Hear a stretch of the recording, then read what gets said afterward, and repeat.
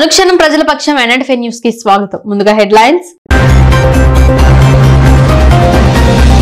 దీపం 2 పథకాన్ని రేపు మదనపల్లిలో ప్రారంభించనున్న ఎమ్మెల్యే షాజహాన్ బాషా. నేడు సభా ప్రాంగణాన్ని తహసీల్దార్ కాజాబీతో కలిసి పరిశీలించిన ఎమ్మెల్యే. ఇక డీటెయిల్స్ చూస్తే తెలుగుదేశం పార్టీ ప్రతిష్టాత్మకంగా చేపట్టిన దీపం పథకంను శుక్రవారం మదనపల్లె పట్టణం స్థానిక టిప్పు సుల్తాన్ మైదానంలో దీపం 2 పథకాన్ని ఎమ్మెల్యే షాజహాన్ బాషా చేతుల మీదుగా ప్రారంభిస్తున్నట్లు తెలిపారు. ముఖ్యమంత్రి చంద్రబాబు నాయుడు ప్రతిష్టాత్మకంగా చేపట్టిన దీపం 2 పథకం ద్వారా ఆంధ్రప్రదేశ్ మహిళల కోసం ఖచ్చితంగా ఉచితంగా 3 గ్యాస్ సిలిండర్లను అందజేస్తున్నట్లు తెలిపారు.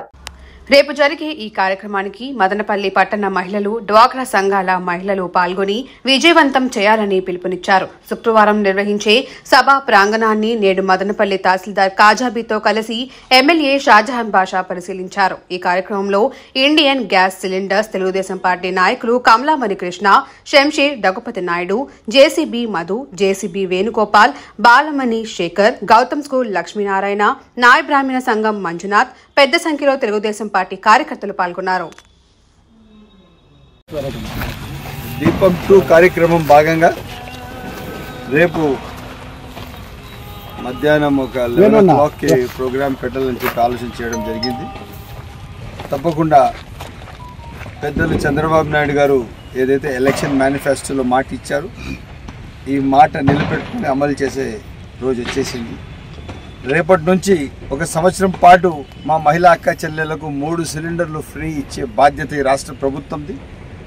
భారతదేశంలో ఏ ప్రభుత్వం చేయని విధంగా ఒక్కసారిగా 3 సిలిండర్లు ప్రతి కుటుంబానికి ఇచ్చి కుటుంబ అవసరాలు, కుటుంబానికి వచ్చిన ఆర్థిక ఇబ్బందులకు కాపాడి నేను పెద్దగా తండ్రి సమానంగా మీతో నేను ఉన్నానని చెప్పి ఒక నినాదం ఇస్తూ రాష్ట్ర ప్రజల ఐక్యత కోసం, సమైక్యత కోసం, ఆర్థిక వాళ్ళ పూర్తి సహాయార్థంగా ముందుకు నిలబడి పనిచేస్తున్నాం. పెద్దలు చంద్రబాబు నాయుడు గారికి ప్రత్యేక దీపావళి శుభాకాంక్షలు మరియు ధన్యవాదాలు తెలుపుకుంటూ ఈ కార్యక్రమం ముందు నడుపుతాము. తప్పకుండా పూర్తి 5.5 కోట్ల ఆంధ్రులకు పూర్తి స్థాయిగా గ్యాస్ సిలిండర్లు ఉచితంగా ఇవ్వడానికి బీపీఎల్ కేటగిరీలో ఉన్న వాళ్ళకు, బిలో పావర్టీ లైన్ ఉన్న వాళ్ళకు పెద్దలు చంద్రబాబు నాయుడు గారు బాధ్యత తీసుకొని ఈ రాష్ట్ర భవిష్యత్తుకి కంకణం కట్టుకొని పూర్తి బాధ్యతగా ముందుకు నడుస్తున్నా అని చెప్పి తెలియజేస్తున్నాను. తెలుగు ప్రజలు వైభవంగా నిర్వహించుకునే దీపావళి పండుగ సందర్భంగా మదనపల్లి నియోజకవర్గ ప్రజలకు ఎమ్మెల్యే షాజహాన్ బాషా శుభాకాంక్షలు అందజేశారు. ముఖ్యమంత్రి చంద్రబాబు నాయుడు గారికి, తెలుగుదేశం పార్టీ కార్యకర్తలకు, నియోజకవర్గ ప్రజలకు, మహిళలకు, విద్యార్థులకు, రైతులకు పెద్దమ్మ ఈ ఏడాది మంచి జరగాలని ఆకాంక్షించారు. పెద్దలు చంద్రబాబు నాయుడు గారు 4 నెలల క్రితం ఎలక్షన్లో ఏదైతే మేనిఫెస్టోలో పెట్టి మాట ఇచ్చారో, ఈరోజు దీపావళి శుభ సందర్భమున కులమతాల అతీతంగా ఆంధ్ర రాష్ట్ర ప్రజలని ఒక నినాదం ఇస్తూ ప్రతి ఒక్కరికి వాళ్ళ ఇంటిలో దీపావళి పండుగ జరుపుకోవడానికి గ్యాస్ సిలిండర్లు 1 సంవత్సరం పాటుకు 3 సిలిండర్లు ఉచితంగా ఇచ్చే మాటకు నిలబెట్టుకొని ఈరోజు కార్యాచరణ అమలు చేశారు. త్వరలో రేపు కానీ ఎల్లుండి కానీ మదనపల్లి ఒక పెద్ద బహిరంగ సభ పెట్టి మనం ఎక్కడైతే మన టిప్పు సుల్తాన్ కాంపౌండ్లో మా అక్క చెల్లెలకు గ్యాస్ సిలిండర్లు ఉచితంగా ఇవ్వడం జరుగుతుంది.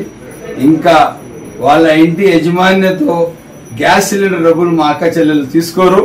ఇంకా వాళ్ళకే సమాజంలో ఎట్లా డ్వాక్రా సంఘాలకు ప్రత్యేక గుర్తింపు ఇచ్చారో ఇంకా సిలిండర్లు కూడా ఉచితంగా ఇచ్చి వాళ్లకు సమాజంలో ఇంకా ఆర్థికంగా పూర్తి స్థాయిగా సహాయం చేసిన చరిత్ర పెద్దలు చంద్రబాబు నాయుడు గారు. అదే సందర్భంలో నేను ఇక్కడ ఉన్న టీవీ ఛానల్ ద్వారా మా నాయకులు పెద్దలు చంద్రబాబు నాయుడు గారికి దీపావళి శుభాకాంక్షలు తెలుపుకుంటూ ఆయన ఆయు ఆరోగ్యాలతో సుఖ సంతోషాలతో ఉండాలా, ఈ రాష్ట్రం సుభిక్షంగా ఉండాలా, రాష్ట్ర ప్రజలు సుభిక్షంగా ఉండాలా, అందరూ సంతోషంగా ఉండేట్టుగా దీపావళి శుభాకాంక్షలు.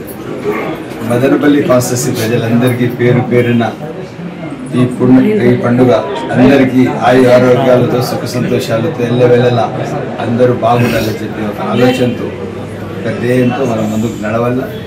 దీపావళి పండుగ మన కుటుంబాలు సంబరాలు నింపాలి, అందరికీ సంతోషాలు నింపాలి, అందరూ సంతోషంగా ఉండాలని చెప్పి ఒక ఆలోచనతో ముందుకు నడుద్దాం. నా కాన్స్టిట్యూన్సీ ప్రజలు ప్రతి ఒక్కరికి పేరు పేరున దీపావళి శుభాకాంక్షలు తెలుపుతూ సెలవు. భారతదేశ కీర్తిని ప్రపంచ నలుమూలలా చాటి చెప్పిన ఉక్కు మహిళ స్వర్గీయ ఇందిరాగాంధీ పేదల ఆకలి తీర్చడానికి గర్భీ హఠావో నినాదంతో ముందుకు వచ్చిన పేదల పెన్నిది. కాంగ్రెస్ పార్టీ నియోజకవర్గ నాయకులు ఎస్ రెడ్డి సాహెబ్ ఆధ్వర్యంలో ఘనంగా ఇందిరాగాంధీ వర్ధంతి వేడుకలు.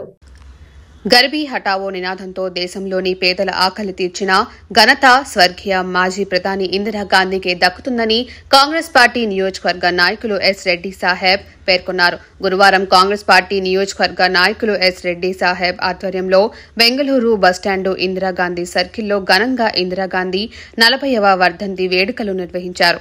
ఈ సందర్భంగా ఇందిరాగాంధీ విగ్రహం చుట్టూ వివిధ రకాల పూలతో అలంకరించారు. కాంగ్రెస్ పార్టీ నాయకులతో కలిసి రెడ్డి సాహెబ్ గజమాల వేసి నివాళి అర్పించారు. ఈ సందర్భంగా కాంగ్రెస్ పార్టీ నియోజకవర్గ నాయకులు ఎస్ రెడ్డి సాహెబ్ మాట్లాడుతూ పేదవాడి ఆకలి తీర్చాలనే ఉద్దేశంతో గరీబీ హఠావో నినాదంతో దేశంలోని పేదల ఆకలి తీర్చిన ఘనత స్వర్గీయ మాజీ ప్రధాని ఇందిరాగాంధీకే దక్కుతుందని అన్నారు. భారతదేశపు కీర్తిని ప్రపంచం నలుమూలలా చాటి చెప్పిన ఉక్కు మహిళ ఇందిరాగాంధీ అని, ఆమె రాజకీయ వ్యక్తిగత జీవితంలో ఎన్నో ఒడుదొడుకులను ఎదుర్కొన్న శక్తివంతమైన నాయకురాలిగా భారతదేశ చరిత్రలో చిరస్థాయిగా నిలిచిపోయిందని కొనియాడారు. స్వర్గీయ ఇందిరాగాంధీ దేశానికి అందించిన నిరుపమాన సేవలు నాటి తరం నాయకులకే కాదు, నేటి తరం నాయకులకు సైతం స్ఫూర్తిదాయకమన్నారు.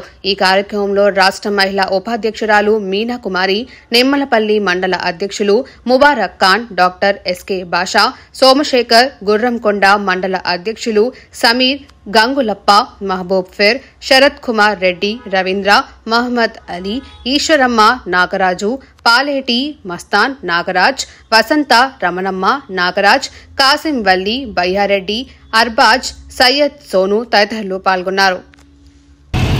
అలాంటి ఇంద్రమ్మ నెహ్రూ గారికి వారసురాలు, భారతదేశంలోని 4 పర్యాయాలు ప్రధానమంత్రిగా చేసిన జవహర్లాల్ నెహ్రూ తరువాత నెహ్రూ గారి ఏకైక పుత్రిక మన మాజీ ప్రధానమంత్రి ఇందిరమ్మ గారు కేవలం ఒకే ఒక్క మహిళా ప్రధానమంత్రి కాదు, నెహ్రూ గారితో పాటు 4 పర్యాయాలు ప్రధానమంత్రిగా చేసిన ఘనత మన ఇందిరమ్మది. మన ఇందిరమ్మ ఎలాంటి సంస్కరణలు చేశారంటే భారతదేశం ప్రపంచంలోనే గుర్తించబడి ప్రపంచము ముక్కును వేలేసుకునే విధంగా అభివృద్ధి చెందిందంటే అది ఇందిరమ్మ సంస్కరణలే దానికి కారణం. దాదాపు 67 సంవత్సరాలు ఇందిరమ్మ జీవితకాలంలో 4 పర్యాయాలు ప్రధానమంత్రిగా భారతదేశాన్ని అత్యధిక ఉన్నత స్థాయిలో నిలిపిన ఘనత మన ఇందిరమ్మది. అలాంటి కాంగ్రెస్ పార్టీ గాంధీ కుటుంబంలో దాదాపు 77 సంవత్సరాల మన స్వతంత్ర భారతదేశానికి 57 సంవత్సరాలు 67 సంవత్సరాలు పరిపాలిస్తే 67 సంవత్సరాల పరిపాలనలో 58 లక్షల కోట్ల అప్పు చేసి భారతదేశాన్ని ప్రపంచంలోనే అగ్రగామిగా నిలబెట్టిన పరిస్థితులుంటే ఈ 10 సంవత్సరాలలో బీజేపీ వాళ్ళు కేవలం 10 సంవత్సరాలలో ఆ 58 లక్షల కోట్లకు అదనంగా 98 లక్షల కోట్ల అప్పు చేసి కనీసం 10 సంవత్సరాలు ఉన్నప్పుడు కూడా మన భారతదేశ పరిస్థితులు ఏ విధంగా ఉన్నాయి, అంతకంటే వెనక్కి దిగజారిన పరిస్థితులు ఈరోజు భారతదేశానికి బీజేపీ వల్ల అప్పు ఏర్పడింది. 98 లక్షల కోట్ల అప్పు చేసిన ఈ బీజేపీ ప్రభుత్వం అభివృద్ధి చేయకపోగా ఉన్న ప్రభుత్వ సంస్థలను కూడా ప్రైవేట్ పరం చేసి प्राइवेट तमाम को सलाम अर्ज करता हूँ। आज इंदिरा गांधी की पैदाइश का दिन मना रहे हैं बड़ी खुशियों के साथ। देखा जाता है कि हिंदुस्तान में इंदिरा गांधी जैसा हुकूमत कोई कर नहीं पाया। इंदिरा गांधी जैसी हुकूमत अगर करना है तो हिंदुस्तान आगे बढ़ जाता है। मोदी जी ने 2014 में एक वादा किया था कि देखा गया कि हर महिला के अकाउंट में 15 लाख रुपये पड़ेंगे। वो 15 लाख रुपये कोई महिला के अकाउंट में नहीं पड़े, वो अम्बानी के वो अकाउंट में पड़ गए। अब मोदी जी कुछ नहीं किए। उसके बाद मोदी ने आपको हिंदुस्तान को आगे बढ़ाने के बजाय जो कई हुकूमतें लेकर आए, सियासत की बातें करने लगे, मुसलमानों को फसाद बनाने लगे, हिंदुओं को फसाद बनाने लगे। देखा गया कि NRC निकाले, CA निकाले और जो है हिजाब का मामला आया और इतनी तबला का मामला आया। ये ज़रूरत नहीं थी कि हिंदुस्तान को आगे बढ़ाना है तो अदर कंट्रीज में जाकर लेकर आकर कुछ आगे बढ़ाना था, वो बढ़ाने की कोशिश नहीं की है। और दरअसल दूसरी बात यह है कि देखा गया है कि हिंदुस्तान को तबाह और बर्बाद करते हैं, फसादात करते हैं। मोदी जी हुकूमत नहीं करते हैं, हिंदुस्तान को कब्रिस्तान बनाना चाहते हैं, भारत को खारज करना चाहते हैं। अगर मोदी जी अगर सही है तो प्राइम मिनिस्टर है तो मोदी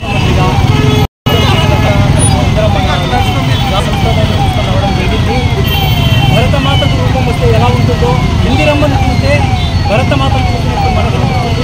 ప్రతి ఒక్క కార్యకర్త ఇందిరమ్మ ఆశయాలను తీసుకోవాలని నేను కోరుకున్నాను. ఇంకో విషయం ఏంటంటే యుద్ధం కానీ తర్వాత హరిత విప్లవం కానీ వీటన్నిటిలో పార్టిసిపేట్ చేసి క్విట్ ఇండియా ఉద్యమంలో పాల్గొన్న ఏకైక నాయకురాలు మన ఇందిరమ్మ గారు. తదనంతరము బంగ్లాదేశ్ పాకిస్తాన్ కబంధ హస్తాల నుంచి విముక్తిని ప్రసాదించి వారికి విముక్తి ప్రసాదించిన ఘనత ఒక ఇందిరమ్మ గారికి ఉంది. బంగ్లాదేశ్కి విముక్తి కలిగించిన ఇందిరమ్మ గారు అయితే కనీసము పుల్వామా అటాక్లో చనిపోయిన మన భారతదేశ సైనికులకు ఇప్పటి వరకు న్యాయం జరగకపోవడం విడ్డూరంగా ఉంది. ఈ ప్రభుత్వము వ్యక్తివంచనతో గుర్తింపు చేసి మన భారత సైనికులకు న్యాయం చేస్తారని. ముస్లిం మైనార్టీలకు ప్రాధాన్యత ఇచ్చింది, ఉర్దూను రాష్ట్ర 2వ అధికారిక భాషగా ప్రకటించింది ముఖ్యమంత్రి చంద్రబాబు నాయుడుని ఎమ్మెల్యే షాజహాన్ బాషా కొనియాడారు. నేడు మదనపల్లి పట్టణంలోని ఉర్దూ మున్సిపల్ హైస్కూల్ నందు నిర్వహించిన రూటా ఉచిత టెట్ శిక్షణ శిబిరం ముగింపు కార్యక్రమాన్ని నిర్వహించారు. ఈ కార్యక్రమంలో రియాసతీ ఉర్దూ టీచర్స్ అసోసియేషన్ రాష్ట్ర నాయకులు పాల్గొన్నారు. ఈ సందర్భంగా ఎమ్మెల్యే మాట్లాడుతూ రూటాలోని ఉపాధ్యాయులు కేవలం చదువుతో పాటు సామాజిక సేవా కార్యక్రమాల్లో భాగస్వామ్యులు కావాలని సూచించారు. గత వైసీపీ ప్రభుత్వం మాజీ ముఖ్యమంత్రి జగన్మోహన్ రెడ్డి రాష్ట్ర మైనార్టీ మంత్రిని ఆయన ఇంటి గడప వరకే పరిమితం చేశారని విమర్శించారు.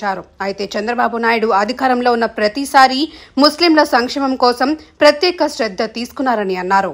కావున టీడీపీ అధికారంలో ఉంటేనే మైనార్టీల సంక్షేమం జరుగుతుందని అన్నారు. ఎమ్మెల్యే షాజహాన్ బాషాను దీపావళి సందర్భంగా కొండమరిపల్లికి చెందిన జయరాం యాదవ్, వెంకటరమణ యాదవ్లు ఘనంగా సత్కరించారు. ఈ కార్యక్రమంలో రూటా నాయకులు ఇనాయతుల్లా, యహసానుల్లా, మునీర్, హబీబ్, మహమ్మద్ ఖాన్, రబ్బానీ, షంషీర్, కమలామరి కృష్ణ, బీటీ కళాశాల కరస్పాండెంట్ వైఎస్ మునిరత్నం, మల్లికార్జున నాయుడు, నాయ బ్రాహ్మణ సంఘం మంజునాథ్, షరాఫత్ అలీఖాన్, సికిందర్, 3 జిల్లాల నుంచి వచ్చిన ఉర్దూ పాఠశాలల हेड मास्टरలు పాల్గొన్నారు.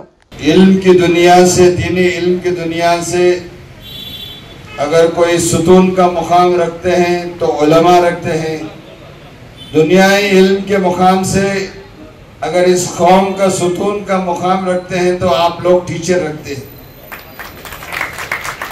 आज हम पे एक बहुत बड़ा फरीजा है, फर्ज है, अहम है कि इस कौम की बदबख्ती के लिए, कौम की बहाली के लिए, कौम के मुस्तकबिल के लिए, कौम के बच्चों के और बच्चियों के मुस्तकबिल और जिंदगियों के बहाल के लिए इस रूटा को कमर कसकर काम करना लाजमी है, जरूरी है.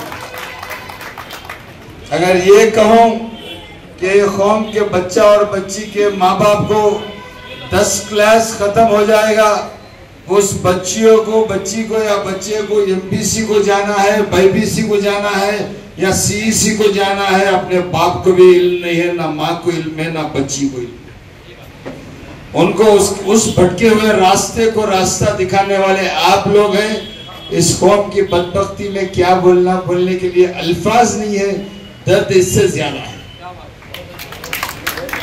और इस हालात पर उर्दू तो ऐसी जगह, ये लैंग्वेज ऐसी जगह खड़ गया कि दरिया के पूरा एकदम शहर में बीच में एक आदमी खड़ गया कि मैं किधर जाऊं, बचूं तो कहाँ बचूं, मेरे लिए कहीं बचने का रास्ता नहीं है. अगर इस नया से अगर कूदूं तो पानी है, पानी से अगर कूदूं तो जान भी जाती है, अगर मैं बचा तो कहाँ बच सकता हूँ. ये नहज पर आकर उर्दू लैंग्वेज खड़ गया कि अगर रोड से बचकर किनारे पे आ गया तो ये हमारा है, अगर रोड में खत्म हो गया तो अल्लाह मालिक है. इसको ये हालत मेरे कौम बैठ गई है. इसलिए आज इस कौम में जो भी इल्म रखने वाला आदमी है कि आप लोगों पे जिम्मेदारी है ये भटके हुए कौम को थोड़ा सहारा दे दे, हाथ पकड़ ले किसी गरीब बच्चों का, किसी का, उनके मुस्तकबिल के लिए काम कर लिए, या उनकी पढ़ाई के लिए बेहतर हालात संवार दिए, या उनके बच्चों की पढ़ाई के लिए सही रास्ता दिखा दिए, या उनको लेकर चले गए। अगर वो बच्चे कल एक तहसीलदार बनेंगे, एक एमपीडीओ बनेंगे, एक पंचायत सेक्रेटरी बनेंगे, एक वीआरओ बनेंगे, कम से कम वो घर तो अपनी जगह खड़ जाएंगे। आज आपको जो मुस्लिम माइनॉरिटी के हालात है, अगर मैं साफ अल्फाज से कहूं कि Sachar committee report, Ranganath commission report में बहुत कम लिखा है, इससे बदतरीन हालात में इस कौम है, इससे बदतरीन हालात में कौम है। अगर मैं ये कौम के नाम से एमएलए बना हूं तो मेरे पास ये कौम की फिक्र नहीं है, मैं अपनी जगह मस्त हूं, मगन हूं कि मेरी दुकान चल जाए।